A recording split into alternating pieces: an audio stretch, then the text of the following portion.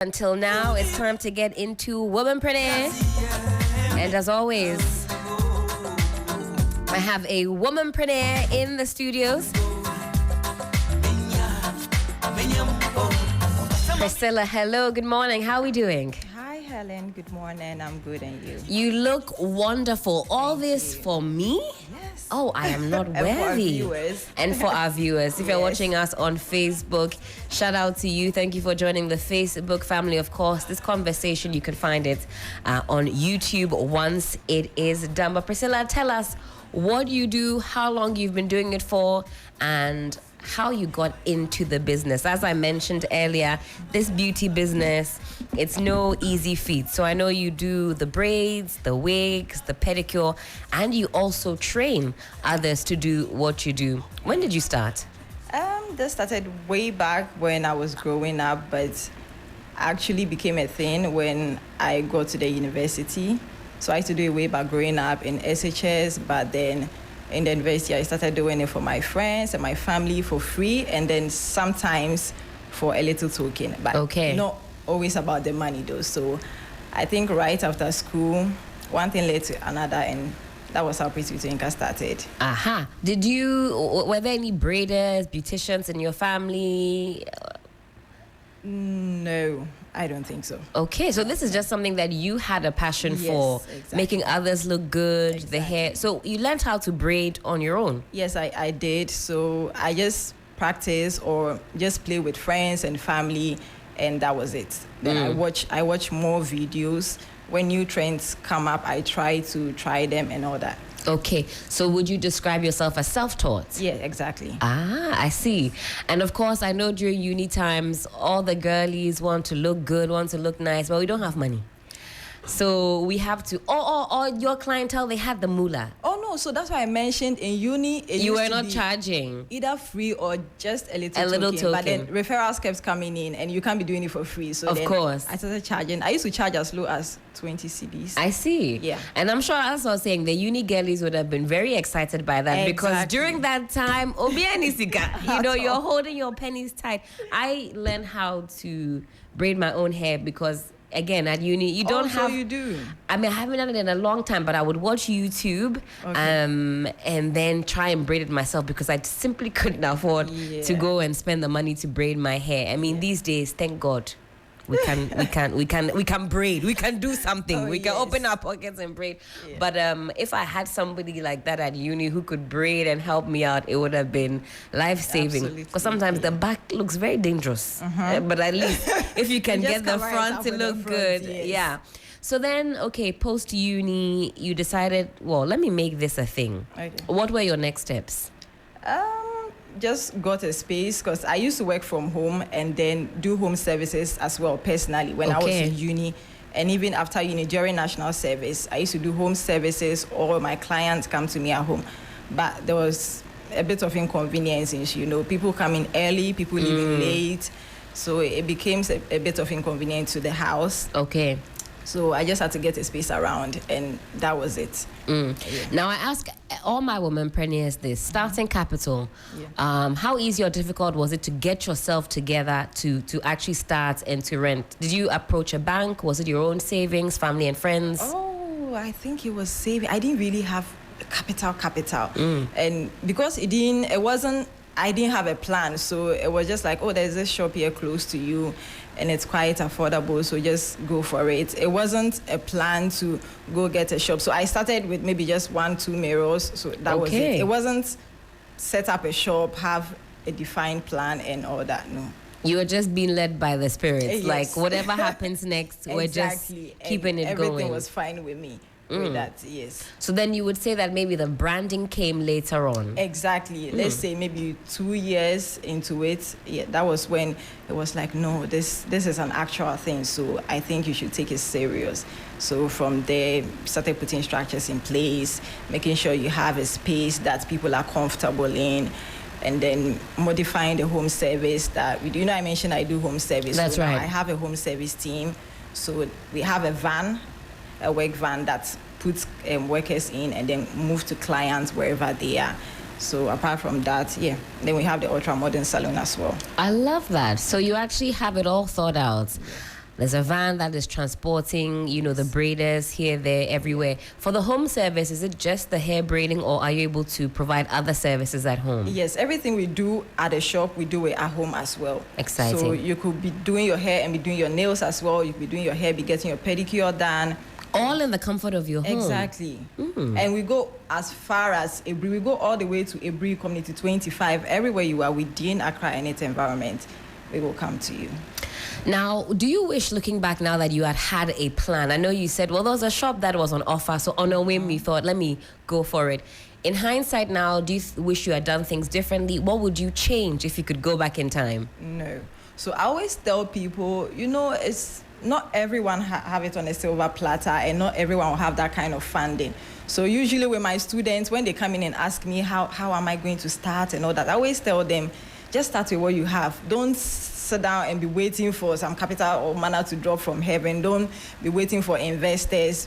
Braiding is the most easiest or the most cheapest craft that you can dive into. You just need a comb, you just need a human being, and sometimes an attachment. So you don't really need so much to start. You can start with just your comb and then your first clients, and you save up to till someone believes in you to invest in you, or till you have enough to invest. I don't think the plan would have made anything different. Yes. I don't think so. It's good to have a plan though, but it wouldn't have made anything different. Yeah. Now, a big part of what you do is interacting with customers, and we know customers can be very interesting. Why, Priscilla, this face that you're making? We know that customers can be very interesting people, and for some business women, it can be the downfall. How you interact with customers. Somebody says, "Well, I'm not going to come back, you know, to your shop or come back to you." How do you ensure that every person that you interact with gets a decent service? These days, you have a whole army and a whole team. How do you also ensure that they live up to your standards? Exactly. So that's the thing. That's one of the most difficult things, you know, communicating what you want to happen at a shop, or how you want client to be received to your team. Sometimes you have this idea in your head, I want you to get there, and then I give you water, and then, oh, hi, you're welcome. But then you get there and the team member or whoever is in charge is just going with the flow. Okay, please sit down, I'm coming. So most of the time you have to be on them before the client. Almost every week or even every day, you have to always remind them, this is how we do the things. You have your structure or your plan. You have to make sure you're always reminding them on it. If not, you wake up one day and come and everything is being done how everyone wants to do it. And you know how we are all different, so everyone and how they do their stuff. But if you have a structure in place for the business, this is what we do. This is what we do when someone comes in. This is what we do when someone sits down. This is what we do when someone is done. So once we follow through with the whole structure, I think everything. How do you deal with difficult customers? Usually, when you say difficult customers, that's it. Usually, it's either the person is not satisfied with the service. It's either the person has maybe one or two difficult encounter with maybe stylist, customer service, or you just apologize. Whatever it is, we always say customers are always right. That's right. Even if you are not right, I've heard from other angles and I know you are not right, I will still apologize to you, or whoever is still in charge will apologize to you, and then we try to rectify it. Yes, I think going straight forward and apologizing is something that cools the customer. So, but if you try to justify yourself and be like, oh no, so you were supposed to come in at this time, that's why there's it. Usually it just prolongs things. So you just talk to them and apologize, and they understand, and whatever thing you need to do, you just go ahead and do it, and everyone will be okay. Yeah.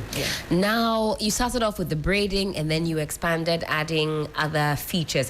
What made you decide to do that, and did you have to undergo extra training yourself, or at that point did you then bring those that have that expertise in those different areas? How did you go about scaling up?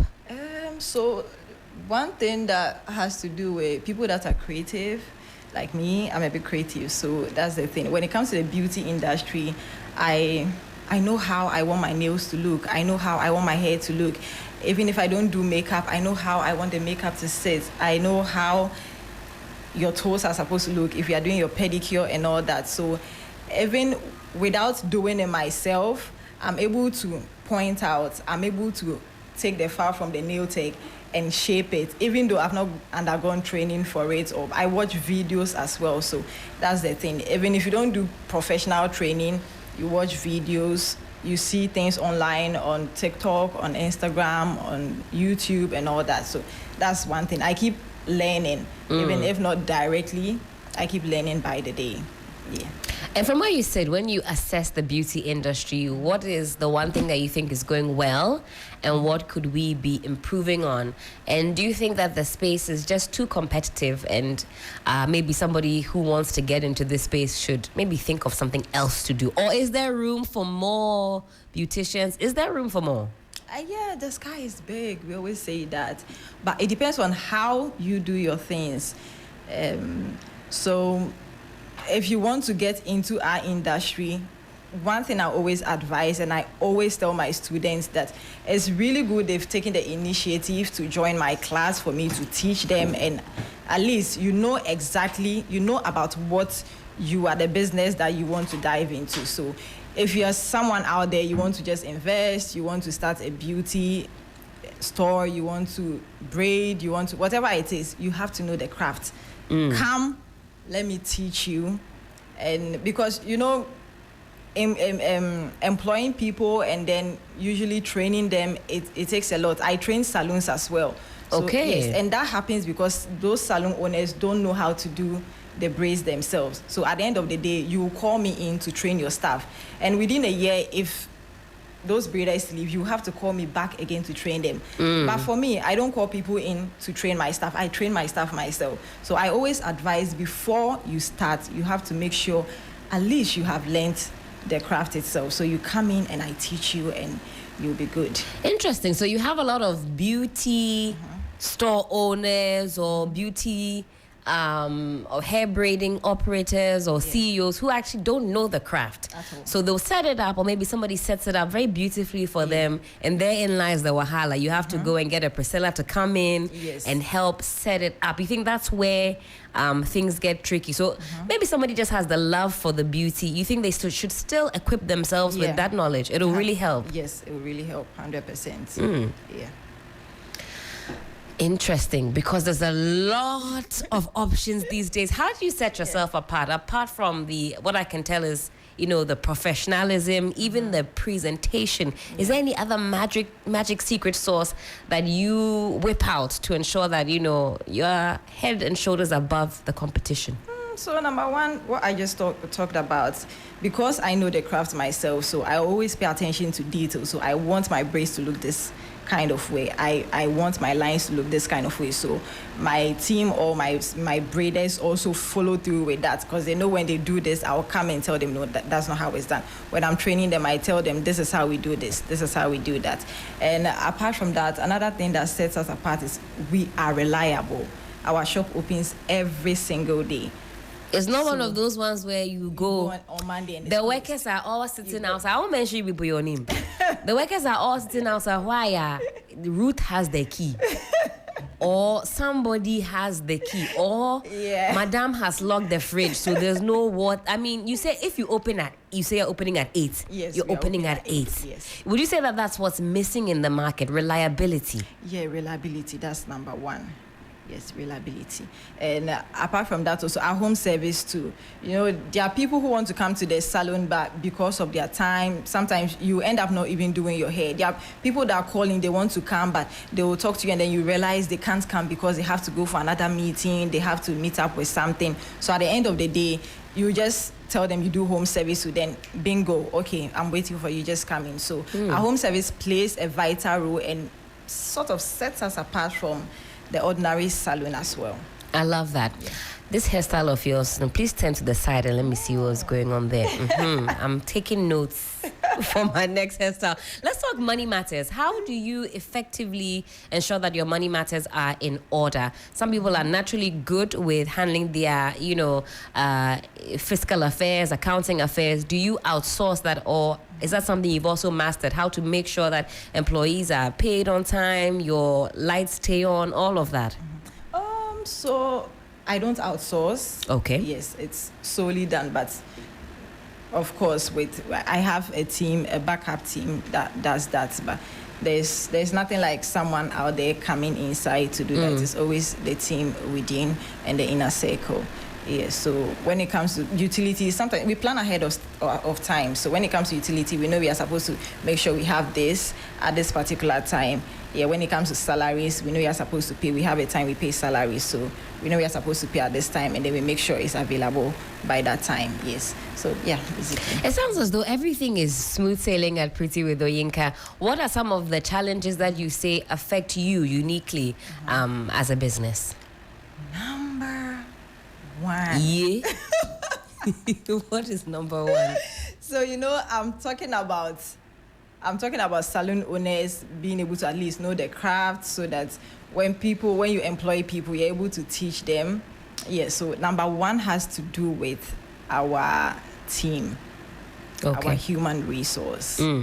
It's so difficult working with a lot of people. Even it's difficult working with even one person. That's so right. Just imagine, yes, if you are working with more than 10, 15, 20 people, you know how difficult that would be. So human resource is one thing that is really difficult. You cannot rely on your team. So every day you have to, be recruiting new people. You recruit, you train, and then at the end of the month, 2 months, 3 months, 6 months, a year, they just vanish into thin air. That's the thing, yes. So the most difficult now that I can think of is human resource. Yeah. Retaining your staff, making sure that they don't go with all the training and energy that you've poured into them. What are the plans then for the rest of the year? What should we be expecting? For the business, yes. For the business. Are you adding any more services? Or are you now going international? Because we know when it comes to Ghana, very soon you'll be able to go to Tamale to do home service. Do you plan on upscaling Why not? There was a time a client sent us, when they say, when you're booking for home service, we need to know your location before we even price you. So the client sent it in, and it was about 3 hours away. I think, yes, it was so far. And the thing is, I wanted us to go, but then that was the first time we were getting, because we breathe and all that. Right. After, that's fine. But it was about 3 hours, so I had to think about it, and it came in also late. But they were willing to pay for you to go out there. Yes, I see. Yes. You give them the cost, and they are willing to. But that particular one, we had to turn it down because it came in a bit late. So. So you're using your business owner instincts maybe to make that decision. It's too far. I haven't really thought through with this. Are the workers going to be safe and all that? Yeah. So what did you ask again? Sorry. I'm having such a good time. I'm trying to remember what the basis of my question was, but just basically some of the most challenging aspects of running this kind of unique business. We talked about the human resource, of course, dealing with a lot of different personnel. You're also teaching and training, and that also comes with its pitfalls. And you say for the rest of the year, what can we expect from you? Yes, so apart from, we keep doing the trainings. We are doing trainings all the time. We take in people monthly. We have quarterly trainings. We do one-on-one trainings. I even go as far as doing home tuition. Okay. Yes, so I don't only go home to braid, but I'll come to you and teach you how to braid in the comfort of your home. Exciting. Yes, apart from that, we also add product. We sell product as well at the shop, and we are looking at expanding and making it bigger. We also have, I don't know if you've seen the detachable ponytail. Yes. Yes, so we do that as well. That is one of the products that we sell on a daily basis, even without advertisement. We also do that. And of course, we are looking at expanding, getting more branches, which hopefully... Exciting. How many branches at the moment? We have 2 now. I see. Expanding. Priscilla, please plug the socials for us so that we can find you after this conversation. Okay, so on Instagram is Pretty with Oyinka. On TikTok is Pretty with Oyinka. And on Snapchat is Chichi_Oyinka. The Snapchat has extra flavor. Yes. So Pretty with, but if you type Pretty with Oyinka on Snapchat, you find it as well. So Pretty with Oyinka Pretty with Oyinka, and we can find you on all of the socials. Priscilla Oyinka, for all of your hard work. This is a tale of consistency and just dedication. It sounds as though you just, you put your mind to it, you put your foot down to the pedal, or is the pedal to the metal? I can't remember what the saying is, but you've been grinding and getting your hustle on. So good luck for the rest of the year. I will certainly be making a booking, because if you see what's under this week, unless you run away, and I'm sure you had a quick glance at the toes. Today is not the day, but once I go to Pretty with Oyinka, trust things, I will be sorted out. Yes. What is this hairstyle that you've got on called? So this is the new trendy hairstyle. It's called Afro Goddess. Afro Goddess. Yes. Okay. So it passes as a weave, it passes as braids. So I'm sure if you can't really tell if it's weave or it's braids. It has a lot of chaos in it, but everything is braided. Oh, I see. And then you've just held it up. Held it up, yeah. That's what is trending now, so I think I'll hook you up with that. And I give a lot of discounts. Oh, give it up, Priscilla. We're very grateful for your time this morning, for putting some perspective to what it's like to run this kind of business. I'm sure some budding womenpreneurs have decided that they're not going to wait for manna to fall from the sky, like you said. Don't wait for it. Take the plunge like Priscilla did. She's got 2 branches. They're expanding. They do all sorts. Priscilla, grateful. Thank you so much. Thank you.